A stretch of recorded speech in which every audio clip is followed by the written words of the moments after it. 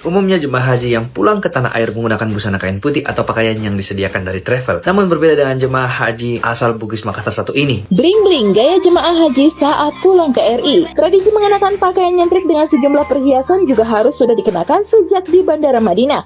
Para jemaah pun tidak mengganti pakaian hingga tiba di asrama haji. Dan mengenakan perhiasan emas dari lengan hingga leher yang membuat mereka terlihat mencolok dibandingkan jemaah dari daerah lain. Sini aja. Alhamdulillah. Sini aja. InsyaAllah jumpa lagi. Masya Allah. Terima kasih kepada tim tabung haji terbaik. Also, we want to tell Malaysians that now coming to Saudi is easier than ever before. Aku macam bangga weh, serius aku sebagai umat Islam berbangsa Malaysia. Memang bangga weh, memang appreciate sangat lah. Betapa sopannya, betapa sistemnya Malaysia punya jemaah haji ni. Memang baik lah. Malaysia memang pengurusan memang terbaik lah. Mantap.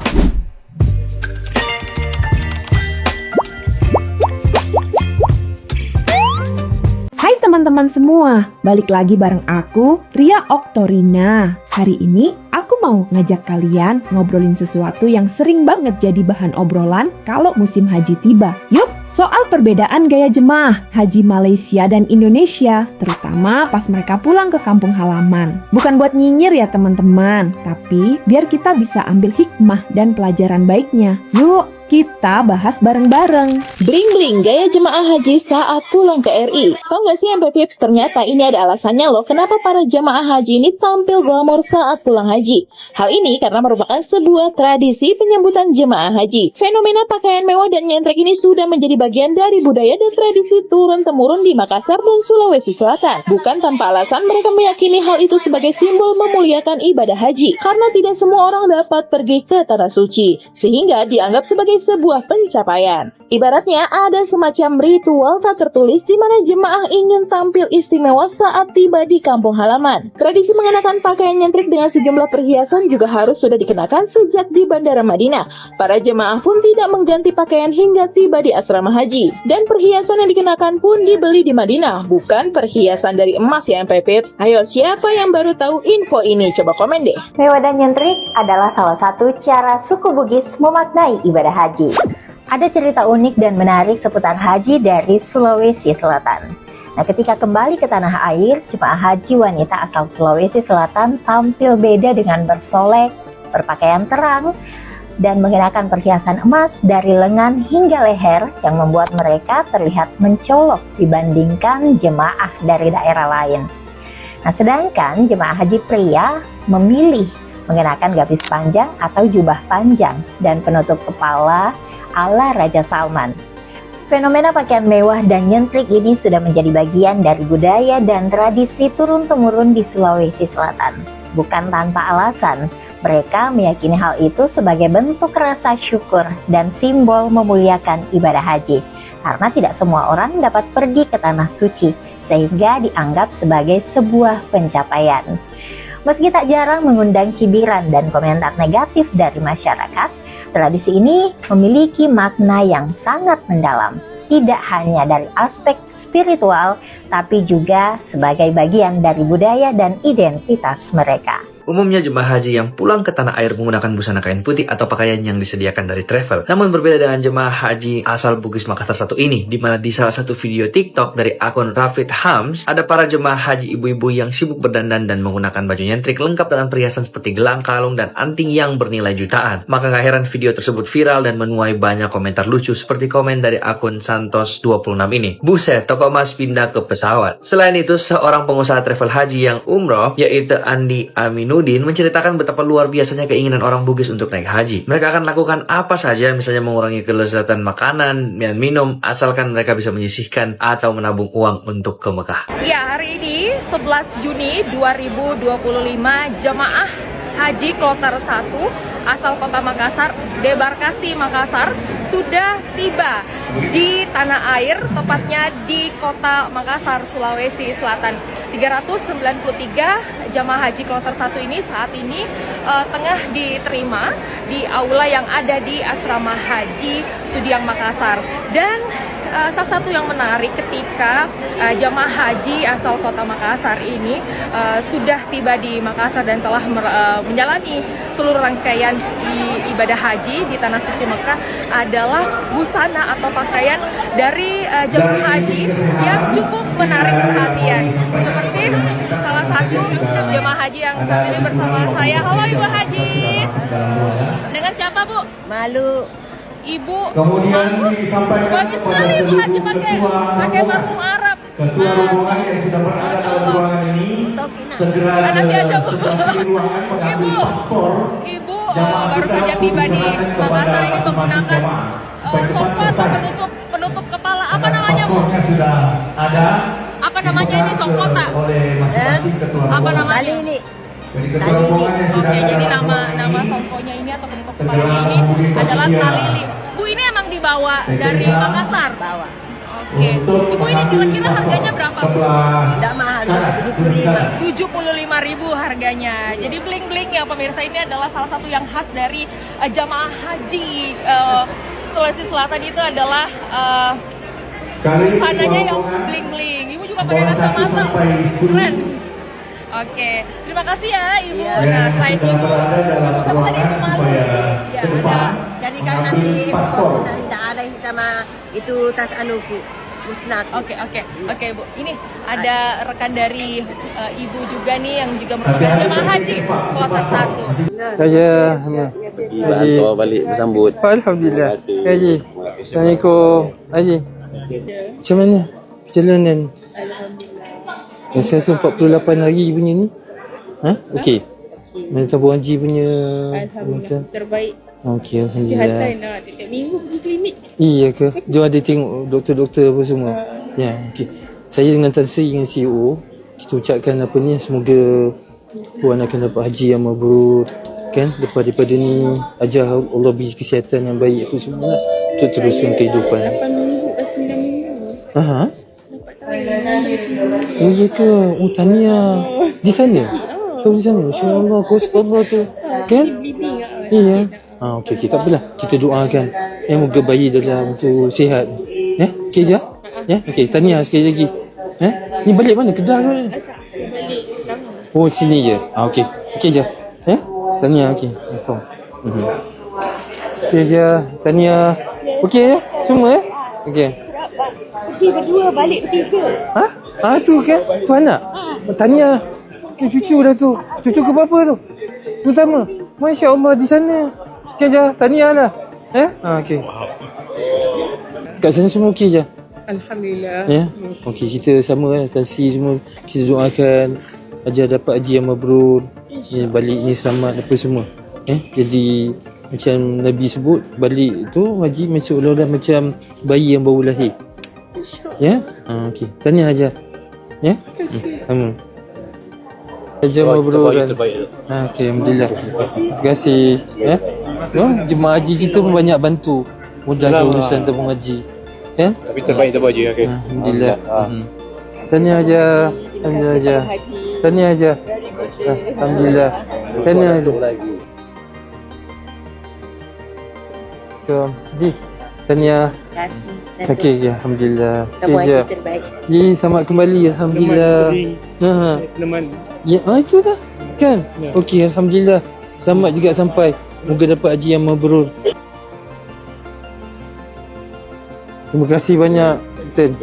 Terima kasih kerana berjaya bawa selamat jemaah haji kita. Diorang naik kapal terbang tu dengan doa semualah. Pada kapten, pada kru semua. Allah bagi kesihatan yang baik, bagi pahala yang banyak bawa jemaah pada tu. Terima kasih. Terima kasih. Boleh beredar sekarang. Okey. Terima kasih. Terima kasih. Terima kasih banyak. Terima kasih, alhamdulillah. Terima kasih kan. Terima kasih bawa jemaah kita. Okey ya. Okey, alhamdulillah. Okey, terima kasih. InsyaAllah jumpa lagi. Masya Allah. Terima kasih kepada tim tabung haji terbaik lah. Orang Malaysia ya cepet. Gaswis bisa menanti di depan sana. Indonesia. Nah. Malaysia, gas. Keluar langsung ada bis. Di Indonesia keleleran dulu, guys. Minta maaf kalau misalnya ada hal-hal yang mungkin kurang berkenan, karena itu semata-mata disebabkan oleh karena kepadatan lalu lintas antara Arafah, Musdalifah dan Mina. Warahmatullahi wabarakatuh kepada pemerintah Indonesia yang terhormat, yang konon katanya peningkatan plan haji. Nyatanya di tahun 2025 ini ribuan jamaah terlantar di Musdalifah, mobil tidak ada yang menjemput sejak jam 2 malam. Petugas tidak bertanggung jawab, mobil tidak ada, sementara banyak lansia, disabilitas dan yang sakit. Haruskah ini terjadi sekali lagi seperti tahun-tahun yang lalu? Mohon perhatian pada pemerintah, Kementerian Agama, PPH Arab Saudi, PPH Indonesia. Kami sangat kecewa sebagai jamaah haji Indonesia tahun 2025. Dan rupanya jamaah haji asal Indonesia mendapat julukan khusus oleh warga Mekah dan Madinah, yaitu sebagai haji ikan. Loh kok bisa? Julukan ini disematkan bukan tanpa alasan. Alasan utamanya adalah jamaah haji asal Indonesia ini tak bisa menghemat saat pakai air. Biasanya pengelola pondokan haji, jika diisi oleh jamaah haji bukan dari Indonesia, hanya mengisi tandon air 2 kali saja, sampai puncak haji. Namun jika pondokannya diisi jamaah asal Indonesia, maka bisa mengisi air 4-6 kali loh. Makanya pengelola pondokan kerap mematikan air, yang pastinya kadang bisa memicu keributan. Jamaah haji asal Indonesia dalam sehari bisa bolak-balik mandi, keluar sebentar setelah pulang mandi, berkeringat sedikit mandi, belum cuci pakaian, wudhu dengan air berlebih. Astaga, ribuan jemaah haji Indonesia itu terancam gak bisa berhaji karena visa furoda mereka tidak dikeluarkan oleh pemerintahan Arab Saudi untuk 2025 ini. Jadi lu bayangkan, beberapa dari mereka itu sudah ada di Tanah Suci. Astaga, ini harusnya jadi pertanggungjawaban pihak travel haji gak sih? Harusnya sih, uangnya bisa dikembalikan. Tapi lo tau gak sih, banyak travel haji yang karena adanya peraturan ini dan visa haji furoda itu gak keluar, mereka yang rugi sampai ratusan miliar rupiah. Haji furoda ini, itu kan sangat mahal bagi banyak orang. Jadi memang seperti eksklusif. Nah ternyata untuk tahun 2025 ini visanya tidak dikeluarkan. Nah visa haji furoda itu sebenarnya memang mutlak dari pihak Arab Saudi. Jadi nggak bisa ngelawan karena kan memang selama ini yang mengontrol adalah Arab Saudi. Apa alasan Arab Saudi tidak mengeluarkan visa furoda ini? Arab Saudi itu tidak ngeluarin visa furoda untuk tahun ini karena ingin menata sistem haji agar lebih efektif di seluruh jemaah, mencegah kematian jemaah akibat overkapasitas, dan sekali lagi visa furoda adalah hak prerogatif Arab Saudi, tidak bisa diganggu-gugat. I'm expecting to share the story of Saudi Arabia and the new offerings that we have. Also, we want to tell Malaysians that now coming to Saudi is easier than ever before, because Malaysia is one of the countries that eligible for e-visa. So any Malaysians can actually go online by themselves and get the e-visa within minutes. And this visa allows you to go to Saudi to perform Umrah and Ziyarah. It also allows you to spend time to do any leisure activities in Saudi Arabia. It's multiple entry for 12 months, which is a great opportunity. مكتب وصول حجاج المملكة الماليزية المتحدة.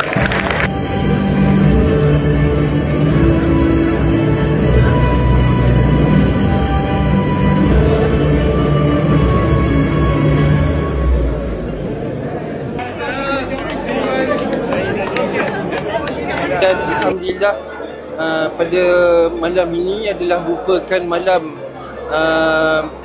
penutup bagi operasi haji yang dianjurkan oleh Kementerian Haji dan Umrah Kerajaan Arab Saudi. Jadi bersempena dengan tamatnya operasi haji bagi tahun ini, Kerajaan Arab Saudi seperti biasa mengadakan ataupun memberikan penghargaan dan award kepada individu, kepada negara-negara yang telah memberikan perkhidmatan cemerlang kepada Duyufur Rahman. Jadi alhamdulillah pada malam ini sekali lagi tabung haji Kerajaan Malaysia telah dianugerahkan award Labbaiktum untuk tahun keempat berturut-turut, alhamdulillah. Dan malam ini yang lebih menarik lagi, kita telah menerima anugerah tertinggi ataupun apa yang disebut sebagai Diamond Award bagi pengurusan haji yang terbaik. Jadi saya mengambil kesempatan ini untuk mengucapkan syabas dan tahniah kepada Yang Berbahagia Tan Sri Rashid Husin sebagai pengurusi tabung haji, Tuan Haji Mustaqim Muhammad CEO, dan juga Tuan Haji Syam Harun serta semua warga kerja tabung haji, khususnya kepada petugas-petugas haji dan juga sahabat maktab yang kesemuanya telah bekerja keras untuk menyantuni dan memastikan perkhidmatan yang terbaik diberikan kepada jemaah-jemaah haji Malaysia. Alhamdulillah, jadi ini satu penghargaan tertinggi, dan insya-Allah untuk tahun-tahun yang akan datang tabung haji berjanji komitmen untuk meneruskan dan memberikan perkhidmatan yang terbaik, dan kita akan bekerja sama dengan Masyariq, Syarikat Masyariq Al-Mahsiyah untuk terus memastikan jemaah-jemaah haji kita berada dalam keadaan selesa dan seterusnya dapat menunaikan haji dan memperoleh haji yang mabrur. Okey korang, berita ni aku sukalah dengar. Sebab Menteri ke Arab Saudi cakap, kalau semua jemaah dunia macam Malaysia, saya boleh tidur dengan lena. Menteri Haji dan Umrah Arab Saudi. Korang rasa macam mana? Aku macam bangga weh, serius aku sebagai umat Islam berbangsa Malaysia. Memang bangga weh, memang appreciate sangat lah. Betapa sopannya, betapa sistemnya Malaysia punya jemaah haji ni. Memang baik lah. Malaysia memang pengurusan memang terbaik lah. Mantap. So cuba korang komen apa pendapat korang. Perasaan tu tak dapat nak cakap. Syukur kepada Allah. Saya amat bersyukur saya dapat berdoa untuk ibu dan ayah saya, untuk diri saya dan keluarga saya semua. InsyaAllah. Ya Allah. Kalau nak dapat rukun Islam yang kelima ni memang mencabar lah. Saya orang terlalu ramai. Nama saya Zul. Okey, ada pesanan sikit daripada saya. Orang yang pertama kali ke Mekah atau ke Madinah, ada benda-benda yang perlu kita ikut lah. Pertama, macam saya kata tadi, pastikan kita ambil nama hotel. Kedua, kita pastikan ambil keliling hotel tu apa benda yang ada sebagai landmark untuk kita balik. Sebab saya tahu semua orang teruja, yang baik pertama kali atau yang dah beberapa kali, dia teruja nak pergi ke masjid. Masjid di Madinah saya rasa tak ada masalah. Cuma mungkin di Mekah nanti. Mekah kita tak tahu tinggalnya di mana. Jadi itu yang penting. Kalau kita tanya dengan security Arab ke apa ke, kadang-kadang dia tak boleh nak balas apa kita cakap. Sebab dia orang lebih kepada mungkin bahasa Arab saja. Bahasa Malaysia dia tak boleh cakap. So pada saya, pertama ambil gambar hotel. Kedua, ambil gambar apa yang dia dekat dengan hotel. Dan ketiga, sebelum masuk masjid, pastikan ambil gambar pintu masjid mana kita masuk.